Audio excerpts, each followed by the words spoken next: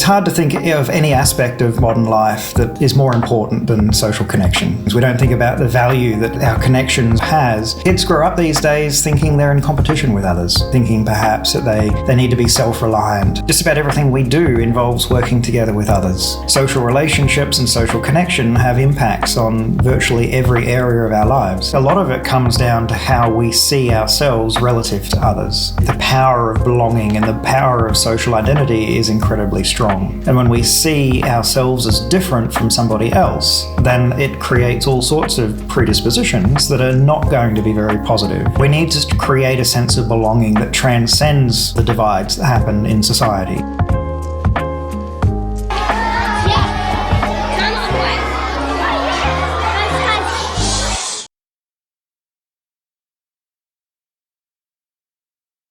Tristan Claridge is the director of the Institute for Social Capital and president of the International Social Capital Association. Tristan has diverse experience, having been a university lecturer for over 10 years, started several businesses, ran environmental newspapers, and provided consulting and training services to organizations and governments in numerous countries. His biggest passion, social capital, he believes can draw attention to the importance of social and cultural processes and can be used to help transform organizations into productive places people want to work. He believes an understanding of social capital can help to make any organization, project, or program more effective, more efficient, and ultimately more successful. He's developed extensive resources on social capital that are widely and freely available. These resources are accessed by approximately 30,000 people per month, and he volunteers a great deal of time to helping people and organizations to understand and use social capital and related concepts. He's established a research group with over 1,000 members from over 130 countries, and he facilitates regular webinars by leading various scholars and practitioners. Social capital being the crux of our work at Simunye means this conversation needed to happen. Please listen. Good morning, Tristan. I suppose we're on different sides of the world, so it's likely morning on my side. It's around, what time are you in right now? It's in the evening here. It's about 5:30 in the afternoon. All right. Around like 5:30 in the afternoon. Where are you right now? What country? I'm in Brisbane, in Australia. Nice. So this is our one of our first episodes on the Simunye podcast, and Tristan being a leader in social capital research. I've successfully chased him down, and I'm just super honored to chat to you. And after reading so much of your work, I think that the way for us to engage this topic is for us to just use our perspectives to unlock the true meaning of this concept. Because for myself, my life has just changed significantly since becoming a bit more aware of the concept. And it's an awareness that has sort of found practice in the way I engage with people throughout, whether in work, personal, and just in social settings. I wanted to find out, how important do you think an awareness of social capital is for any individual? Well, I think it's incredibly important, and I certainly know what you mean. You know, I've been working on social capital now for over 20 years, and I feel like it's changed my life as well. You know, I tend to see things differently than I think I did before, and it certainly seems to be different in the way a lot of people seem to think about life. You know, it's hard to think of any aspect of modern life that is more important than social connection. You know, it touches everything. You know, we tend to focus on education and training, but we don't think about social relationships anymore in modern society, it seems. We don't think about the value that our connections and our belonging and the groups that we're part of has. And I think kids grow up these days thinking they're in competition with others. You know, thinking perhaps that they need to be self-reliant and that maybe other people can't be trusted and they should be fearful or suspicious of others. But when you think about it, of course, you know, we get support, we get opportunities from our friends, from our family, from our acquaintances. It touches every area of our lives, and it's very difficult to think of anything that we do that we don't do with other people in some way. And our ability to do those things with other people had such enormous benefits. And so I think that being aware of social capital definitely does change the way you think about things. How were you introduced to it? Like, just through studies? Was it someone passing it along to you? And I guess what was your mindset prior to knowing about just the value of connections, whether strong or weak? Yeah, I think it's quite interesting because I started off very much in the physical sciences in my studies, and as I went through my university degree, I became more and more interested in the human side. And by the time I got to my postgraduate work, I was still working very much in the space of environmental management and sustainability, and I wanted to understand why some environmental groups were very, very effective and others weren't. And I was suspicious. I could see that something was happening there with the way in which people were able to activate their connections within and outside of the group. And I read an article by Professor Julius Baer, who's a professor in the UK, and he wrote this article about social capital and environmental management. And I thought, wow, this concept of social capital could be exactly the thing I'm looking for that could help to explain and understand what's happening in these groups and why some are effective and some aren't. And I guess it's something that impacts all kinds of advocacy, like whether you are fighting inequality or fighting for a better environment. It's something that would, I guess, bridge those working on it to a shared understanding. Can you, look, you are well read on all fronts. Tristan has all kinds of experience. I want to find out a bit more about the types of impacts you've seen with social capital in not just inequality, but creating further engagement. For example, you spoke about the environmental project you were just chatting about. So are there any other examples you've seen throughout your time? Yeah, certainly. And in academia, it's been studied from just about every single perspective of the social sciences, because when you think about it, just about everything we do involves working together with others. And social relationships and social connection have impacts on virtually every area of our lives. So it's of vital interest to public health and especially mental health. But it's also extremely relevant for businesses and for organizational performance, for innovation and creativity, for economic development. So anything you can think of that we do as humans, social capital is going to be relevant to those spaces. And it seems there's also the common critique is, well, it's not measurable. But how have you counted those common? Like I've seen people just talk about how do you measure a relationship with someone else? How do you usually answer that question? Well, it's not as tangible, certainly, as other forms of capital. We readily acknowledge that. But at the same time, I think that it is quite possible to quantify what's going on with social relationships and social connection.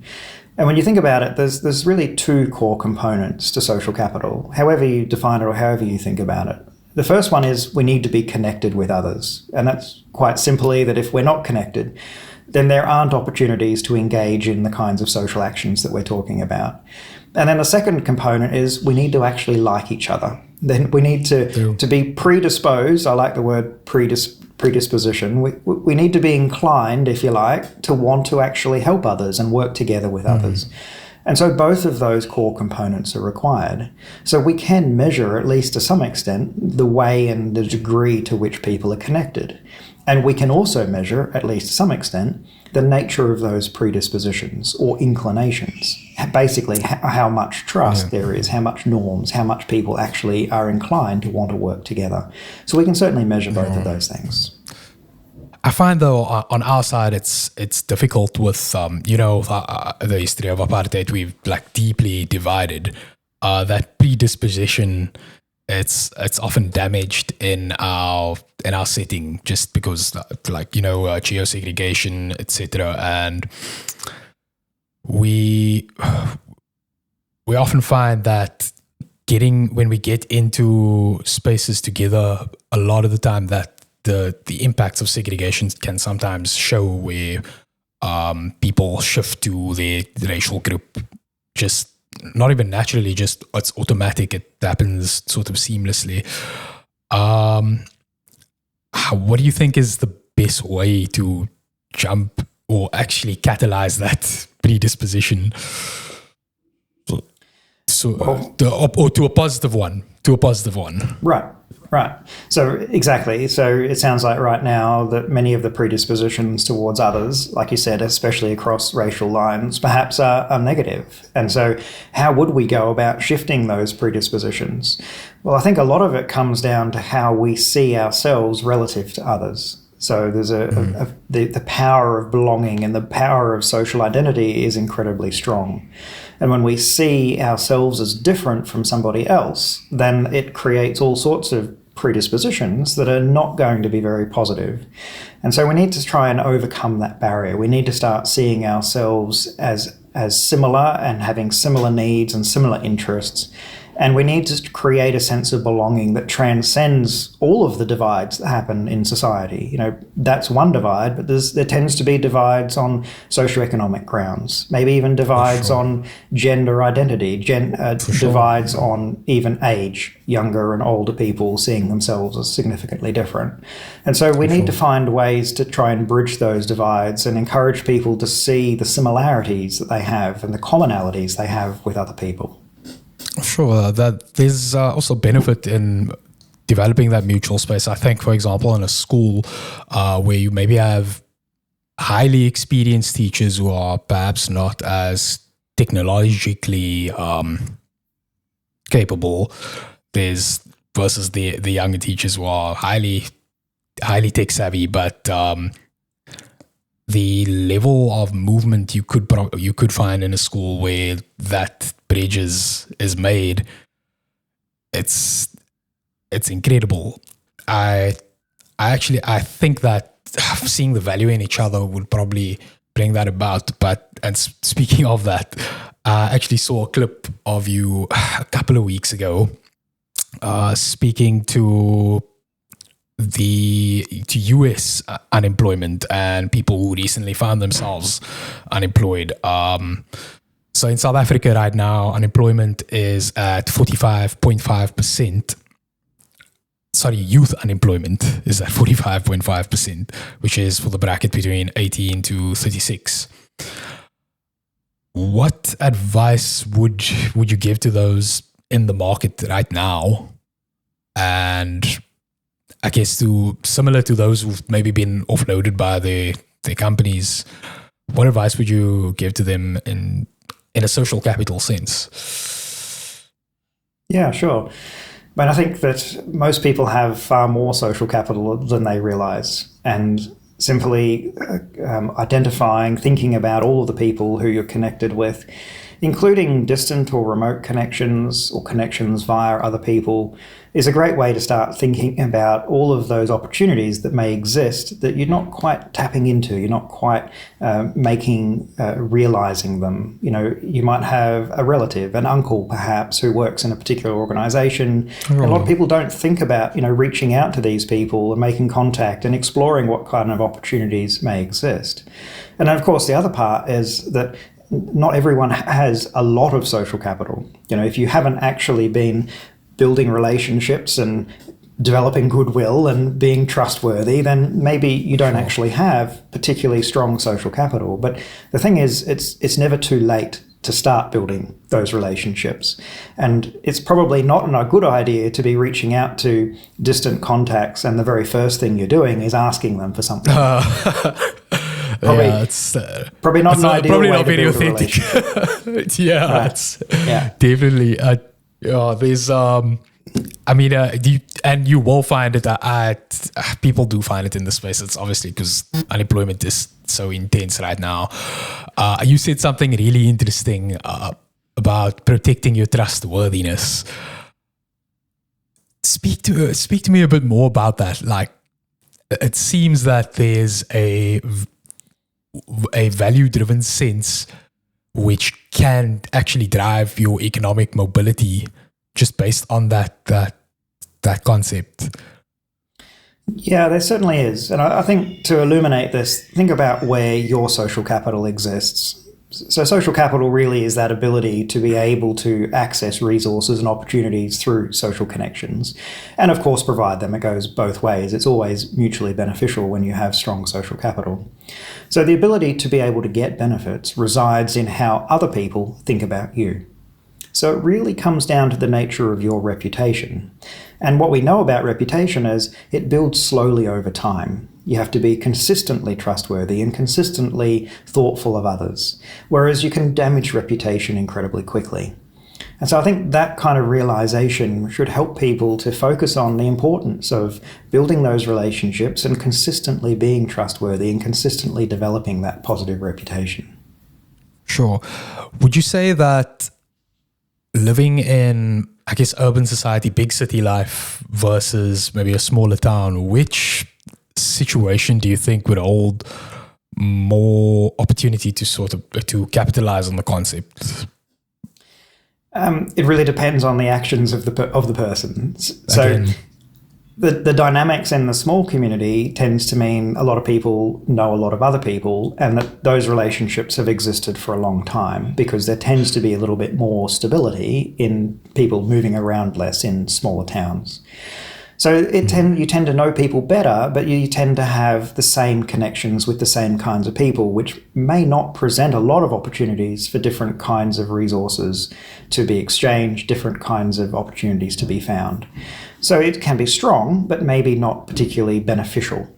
Whereas in a city environment, you tend to have different kind of patterns. You maybe don't know as many people, you move around a little bit more, so you don't have the length of those kinds of relationships. Everyone doesn't know everyone, and so reputation maybe isn't quite as important because word doesn't get passed around the grapevine about how somebody acts. And so there can be, if you're prepared to go and build relationships, there can be a lot more opportunities to build really strong social capital in a city, but only if you go and do it. And only, of course, like we were talking about, if you consistently build that positive reputation. I guess it's then that taking that's first step, that confidence to jump and actually go out and shake a random person's hand and ask them some open-ended questions. I usually, when we work with the kids, we ask them to use open-ended questions like, what have you been up to today, or what have you been working on recently, as opposed to what are your hobbies, just to I guess smooth into conversations, and before asking for something you genuinely try to get to know someone, as opposed to asking these closed-ended questions where you want to tick a box about someone else. That battle for authenticity, it's interesting in the modern day though.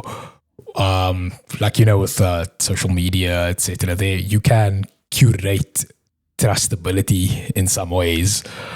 What are your thoughts on that? And I guess what are your thoughts on its ability to forge opportunity? Yeah, sure. I mean, I think living in a bit big of a city, curveball question. No, not at all. Like, I think living in a big city, I've certainly experienced the challenges of building social capital when you say hello to somebody and a lot of people don't seem to want to say hello back and engage in conversation. Sure. I once lived in a big apartment building, and in the elevator going up and down, I would always say hello to everyone I saw in there. It was quite a big building, so I didn't know everybody. I'd say just about half of everybody I would say hello to would sort of recoil and not want to engage in conversation. But of course, the other half would. And I think over time, I've worked out there's kind of 4 key points, really simple things, to very quickly building social capital. The first one is just attitude, having regard for others. I really like the word regard because it implies curiosity about the other person, but also respect.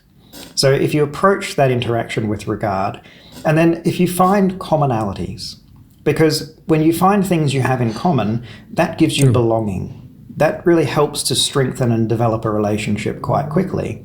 But of course, number 3 is you need to communicate this. You need to communicate that shared commonality and talk about it so that you develop that shared understanding. And then the final point is if you want it to actually be social capital, then you need to make it actionable. You need to find a way to be able to contact this person again in future. If they're in your building, then that's inevitably you're going to bump into them and see them. But if it's somebody else, well, exchange phone numbers or email or LinkedIn or some way to be able to contact them again in future. Because if you can't, then it's not capital. Not really, because it can't be realized. There can't be future benefits if there's no way to actually activate it in future. So there's 4 very simple kind of points there. Regard, find commonalities, communicate it, and make it actionable. Do you have any quick tricks in those situations? I know I don't think everyone is. I guess confidence comes in practice.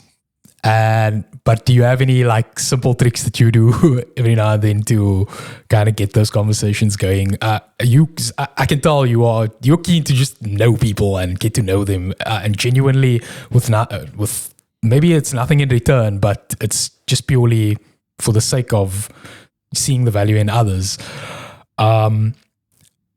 What are your tricks of the trade to get those conversations going on the train or wherever in the apartment? I mean, I think it can be difficult, of course, and it depends on your personality. It might be a very difficult thing to do. I find even just saying hello is a really simple way to get started. Quite often, if the other person says hello too, quite often conversation will very quickly flow. It doesn't hurt to start with trivial things about the weather or anything else that's just simple, because from there, then you can get into the meaningful stuff. And I really like those kind of questions, those open-ended questions you're asking. You know, I like asking questions like, you know, what's exciting that's going on in your life at the moment? You know, those kind of things that people can't help but want to talk about things.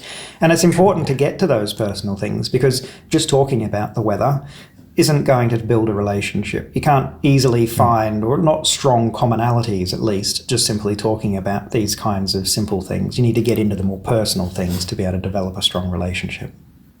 And I guess there's opportunity in that, especially considering that we can find out how we can, not for the sake of it, but we can find out how we can be useful to each other. And that's just to sort of reach a shared goal, but only through the conversation will we find that shared goal. I heard of this. There's an area here in Cape Town where the community basically started it's sort of an Excel spreadsheet. So they have sort of a neighborhood watch, and someone sent a Google form out. Everyone just added what their jobs are and whatnot, with their cell numbers. I thought it was such a cool idea, like, because the trustability, especially because you live so close to each other and you already have a connection built within that, it's such a simple way to foster your community and build sort of neighborly bonds. On your side, Australia side, what are some of the ways that people build bonds in neighborhoods, etc.? What are what are neighbor relations like in communities? Is there a divide between sort of wealthy communities and impoverished communities? Please tell me. And the reason I want to find out is also to gain perspective with understanding. For, you know, Cape Town has I think the highest, South Africa is the most unequal country in the world, and Cape Town has such high disparity that it's always interesting to me to find out what neighborhoods are like elsewhere. Yeah, sure. I mean, I think, like as I was suggesting, you know, about half of all of the people you talk to don't want to talk to you. So I would say that social capital is not particularly strong here, just purely because so many people are suspicious and fearful and distrusting of others. Just as a starting point, their predispositions about strangers are certainly not conducive to forming relationships.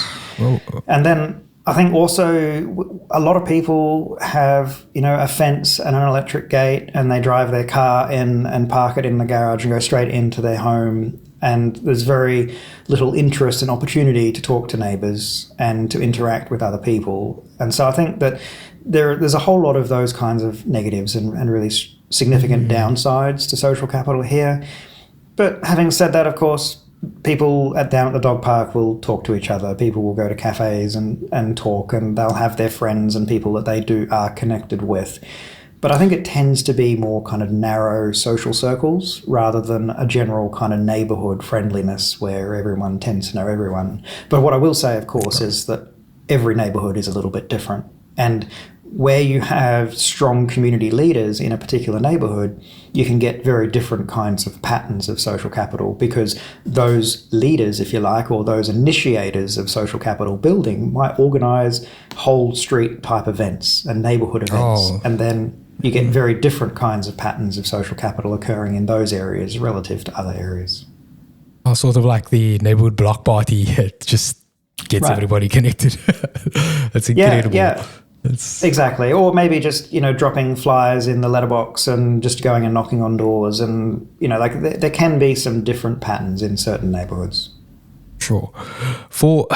Can I shift quickly to students, this being Christel House and the school as well? What advice would you give to, let's start with the 12-year-old kid and then shift to the 16, 17-year-old child. For younger kids trying to develop their social capital, and obviously they're much younger, they maybe have less freedom on social media or with cell phones compared to older kids.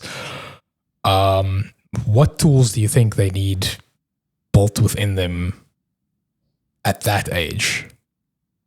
Yeah. As they prepare for life?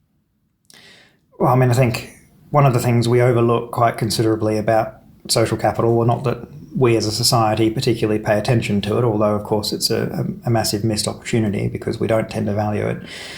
But there's a lot of individual competencies, a lot of skills that go into building effective social capital. There's being able to listen effectively, being able to communicate effectively, having empathy, emotional intelligence, all of these kinds of individual skills and competencies are really, really important.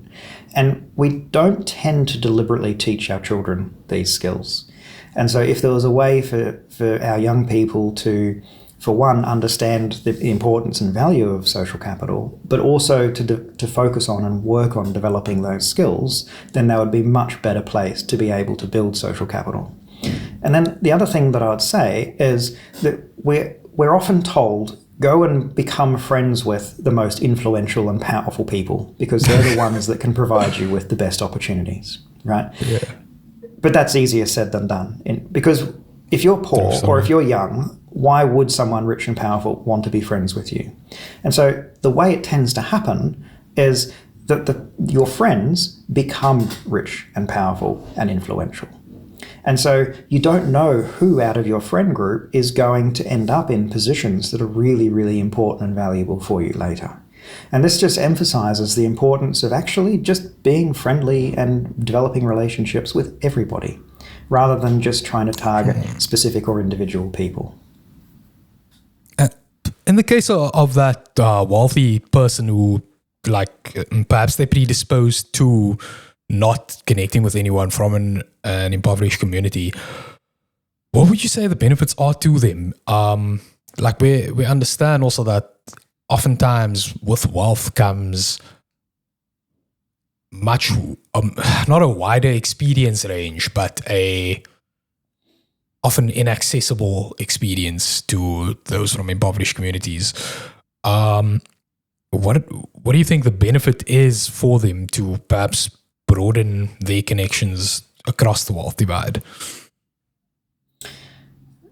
I think quite often when we think about the advantages that come from social relationships, we often think about material goods and opportunities to influence and power. But what we're doing there is we're overlooking all of the benefits of perspective and feeling good about ourselves and engaging and connecting authentically with somebody else. And those kind of benefits are often exactly what people who are rich and powerful really want and are searching for in life. And that may be the perfect opportunity to cross the equity divide and to form relationships with other people who perhaps can provide that authenticity and those different perspectives and the appreciation that can be really rewarding for somebody. And so shifting the way in which we think about value and what is valuable in life, I think can help to bridge those divides. Yeah. It's again finding the value in all of us, and I think that would be applicable for regardless of your wealth background. That connection of authenticity is the true bridge. Tristan, I want to leave the floor to you for our last pieces of questions. Anything you want to say? Anything you are hoping for communities to engage with further going forward, and whether adults or children, any further advice you want to send through? Well, I think fundamentally, when people know more about social capital and can reconnect with the importance and value of social relationships, people tend to shift their behavior towards valuing those relationships more, building those relationships more.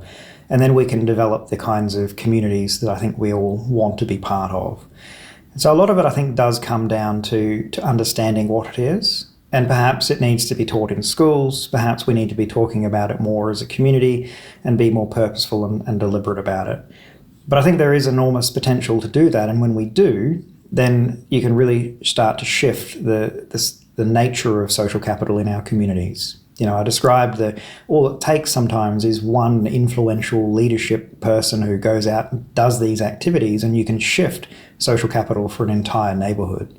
So we can think about it in that kind of way, that we can make these kinds of changes, but it requires some pretty significant shifts. And it's not easy because we need to push back against a lot of the culture, the societal kinds of ways of thinking about the world, you know, the distrust that you described earlier. Well, in every single group or every single community, if we're going to form social capital, we need to push back against that. We need to say, look, that doesn't apply here, because here we are trustworthy and here we are going to look out for each other and have regard for each other. And that can be quite difficult. And it's more than just distrust, because we need to push back against individualism and competition and this sort of sense of self-reliance that we have. Then we need to overcome that and start to value and reconnect with the importance of relationships.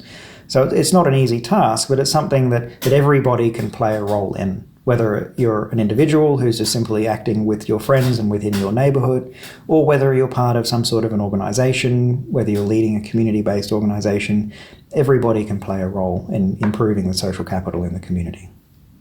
Oh, fantastic. And 2 words. Thank you so much, Tristan. This has been just it's a dream come true for me. But for the further community that we serve, this is surely going to have a massive impact. So thank you so much for this.